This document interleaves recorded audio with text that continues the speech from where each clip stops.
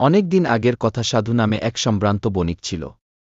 সাধুর টাকা পয়সা ঘর বাড়ি দাস দাসী কোনো কিছুর অভাব ছিল না, কিন্তু সাধুর একটা বড় সমস্যা ছিল। সাধু জুয়া খেলত, আর এই জুয়া খেলে সে ইতিপূর্বে তার সমুদর সম্পত্তির অর্ধেক হারিয়ে ফেলছে।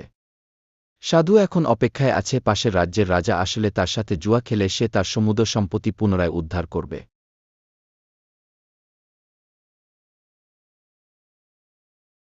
সাধু, তোমার তো লজ্জা শরম বলতে কিছুই নাই।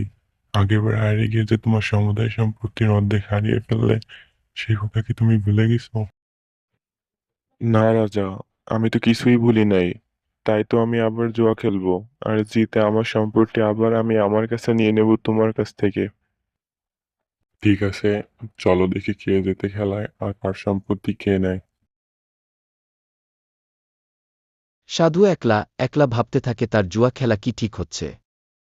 এরই মাঝে একটা দাসী আসে আর বলে, মালিক, কি দাসী, বলো।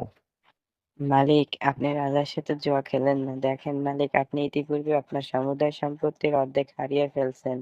এখন যদি জুয়া খেলে বাকি অর্ধেকও হারিয়ে ফেলেন, তাহলে আপনার মেয়েটিকে নিয়ে আপনি কোথায় যাবেন?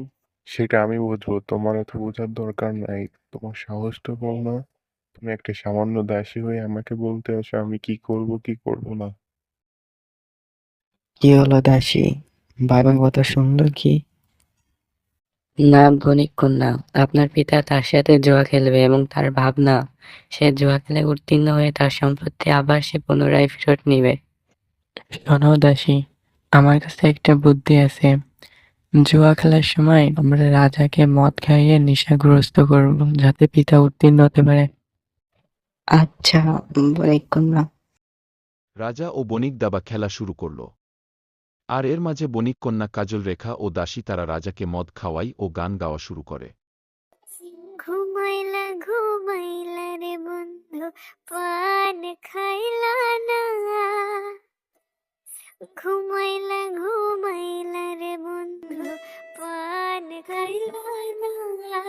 বালিশে দুইটি মাথা, ছোট করে কেন কোনা কথা। এক বালিশে দুইটি মাথা, ছোট করে কেন কোনা কথা। ঘুমাইলা ঘুমাইলা রে পান খাইলা না। ঘুমাইলা ঘুমাইলা রে এত কিছু করেও বণিকের শেষ রক্ষা হল না। বণিক তার সর্বস্ব হারাল। বণিক তার সর্বস্ব হারিয়ে কিছুদিন অভাব অনাটনে জীবন যাপন করতে থাকে। একদিন বণিক মন খারাপ করে নদীর কূলে মাথা নিচু করে বসে থাকে। তখন সে দেখে পঙ্খিরাজ নৌকায় এক দরবেশ তার কাছে আসতেছে।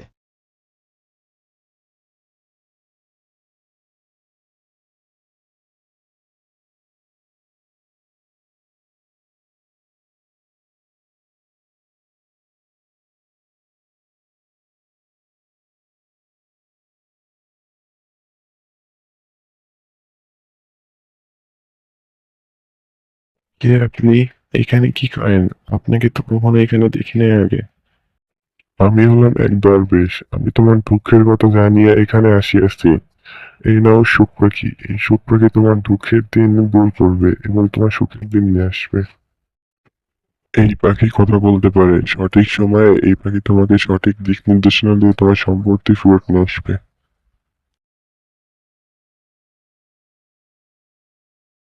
এরপরে বণিক সুখ পাখি নিয়ে বাসায় যায় আর কাজল রেখাকে দিয়ে বলে, মা কাজল রেখা, এই নাও সুখ পাখি। আর হ্যাঁ, এই পাখি কথা বলতে পারে, এই পাখি আমাদের দুঃখ দুর্দশার দিন দূর করবে। কাজল রেখা সুখ পাখির অনেক খেয়াল রাখে, তার দেখাশোনা করে। একদিন রাতে বণিক সুখ পাখির কাছে যায় আর বলে, সুখ পাখি, তুমি আমাকে সাহায্য করো। আমি যে আর কোনো কুল কিনারা পাচ্ছি না। আমার জুয়া খেলার জন্য এখন আমাকে আমার মেয়েটিকে নিয়ে পথে বসা লাগতেছে। আমার ভুলের জন্য আমার নিষ্পাপ মেয়েটি শাস্তি পাচ্ছে। আমি যে এখন কি করি? কাজল রেখার বিয়ের বয়সও হয়েছে। এর মধ্যে ব্রাহ্মণ সমাজে কথা হচ্ছে ওর বিয়ে দিচ্ছে না বলে। ওর বিয়েও দেবো কি করে? আমার যে এখন কিছুই নাই, সব জুয়া খেলায় শেষ হয়ে গেছে। এখন যে আমি কি করি? সুখ পাখি, তুমি আমাকে পথ দেখাও, সাহায্য করো আমাকে। শোনো বণিক, আমি তোমাকে সাহায্য করতে পারি, কিন্তু একটা শর্তে। তোমাকে সর্বদা আমার কথা শোনা লাগবে, কখনো আমার কথা না করতে পারবা না তুমি। আমি তোমার সব শর্তে রাজি আছি সুখ পাখি, তুমি শুধু আমার হারানো সম্পত্তি আমাকে ফেরত এনে দাও। তাহলে ঠিক আছে বণিক, শোনো তুমি, কাজল রেখার হাতের কাননটা বিক্রি করে তুমি ওই টাকা দিয়ে তোমার ভাঙা জাহাজ ঠিক করে বাণিজ্যের জন্য বেরিয়ে পড়ো, তাহলেই তুমি তোমার সম্পত্তি পুনরায় আবার ফেরত পাবে। আচ্ছা সুখ পাখি, আমি তোমার কথা মতোই কাজ করব। আমি এখনই গিয়ে কাজল লেখার কাননটা বিক্রি করে সেই টাকা দিয়ে আমার ভাঙা জাহাজ ঠিক করে বাণিজ্যের জন্য এখনই বেরিয়ে পড়বো।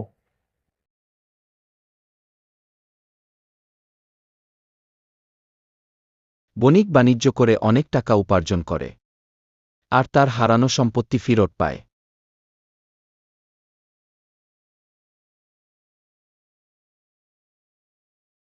একদিন রাতে বণিক সুখ পাখির কাছে যায় আর বলে, তোমাকে অনেক অনেক ধন্যবাদ সুখ পাখি, তোমার কথা মতো আমি আমার হারানো সম্পত্তি সব আবার ফেরত পাইছি। এখন তুমি আমাকে একটা সাহায্য করো, শুধুমাত্র শেষ একটা সাহায্য, কাজল রেখার বিয়ের বিষয়ে। শোনো বণিক, তোমার কন্যা ইতিমধ্যে বিবাহিত, তাই তোমার আর ওর বিয়ে নিয়ে চিন্তা করা লাগবে না। তুমি ওকে দাসী বেশে বনবাসে পাঠিয়ে দাও। শোনো কন্যা, আমাকে সুখ পাখি আদেশ দিচ্ছে তোমাকে বনবাসে পাঠানোর জন্য। সেখানে গেলে নাকি তুমি তোমার জীবন সঙ্গী খুঁজে পাবে।